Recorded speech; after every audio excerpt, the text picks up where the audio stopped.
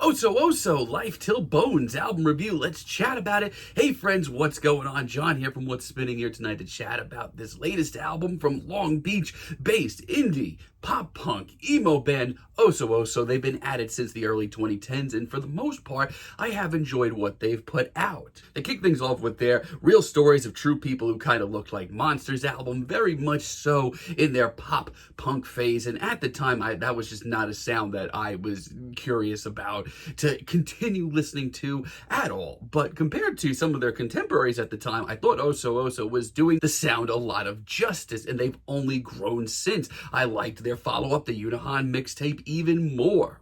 Not only did it have the sort of emo and pop punk flair that their debut did, but it also showed them bringing in some elements of indie rock and starting to push the genre into the future, which is something that I've kind of been dying to hear from these genres. And they really did eventually do that with their follow-up record, Basking in the Glow. This, to me, is a special record. This one just hit home immediately. The sounds of emo and pop punk seem to be caught up with modern times, and just the progressive elements to this record and just how sweet and emotional it sounded at its core was, really rubbed me the right way. Amen, brother, it is tremendous. Now, the last time we heard from them was with their Sore Thumb record, and I might be in the minority here, but personally, I didn't think it was all that great.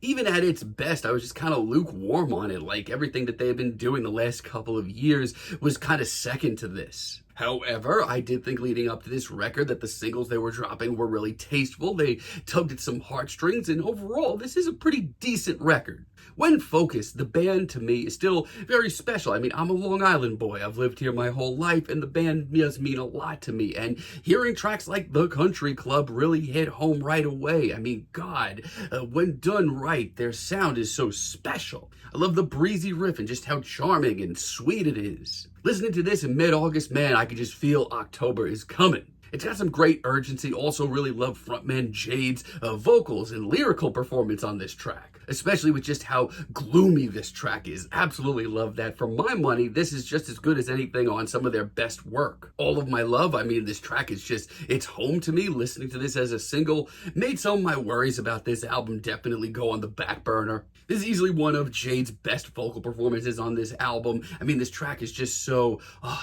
charming, so blissful, so catchy, and so instantaneous as well. The hand claps at the chorus are also very simple, but a really nice touch. I really do love That's What Time Does as well. It's just so carefree, just so sunny. And maybe it doesn't have the urgency that I expected at this point, but this is still home to me. And I will say this, maybe their sound's a little bit poppier this time around. Calm down, everybody. Oso Oso do step back up to the plate, though, with just how heartfelt and emotional this is. It is really great. Really passionate vocal performance as well. I do enjoy Stoke, too. There's a little bite in this riff. This track's a little, Lyrically, I continue to love Jade's stuff so much. It just harkens back to such a simpler time in these genres. The vocals on the bridge, too, they hit hard. I really am impressed with this, and for the most part, I do really enjoy what they're doing on this album. My only issue is I feel like they haven't reached that level that they were at on Basking in the Glow just yet. Like on this album's intro, Many Ways, for example. I mean, how many emo albums have an intro like this? God, hundreds. It's very hush, it's very slow, it's very dreary. That's all very much my bag, but I just don't feel like this was done very effectively. There's no drama to this track, and let me tell you, the emotion that should be on this track is most certainly on a lot of other tracks here. But it just doesn't hype me up like I hoped it would. Dog Without Its Bark, I honestly think it's the worst track here. I hear a track like this, and it just puts me in a crummy mood. And listen, there's always been a little indie rock to their sound, or at least since like the Unihan mixtape.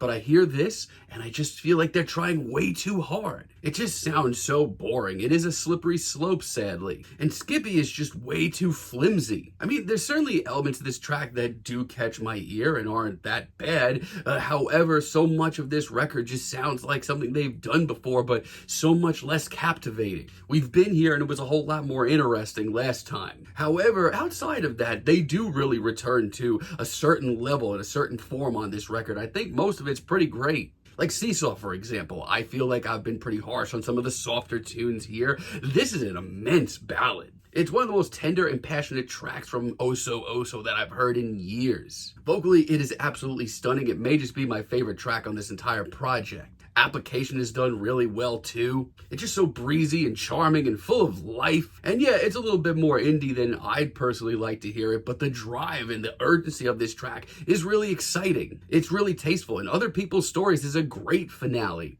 Honestly, I feel like they've saved one of the best tracks for last. This is an awesome finale. It's got the passion, the urgency, the raw emotion. Jade's performance on this track is one of his most commanding on this entire record. I mean, honestly, it's a surprisingly epic finale that I didn't expect. It caught me off guard. It's one last really great gut punch. Overall, this is a very solid emo and pop punk and indie record. I mean, if you're familiar with the sounds of Oso Oso, you may not be shocked to not hear much.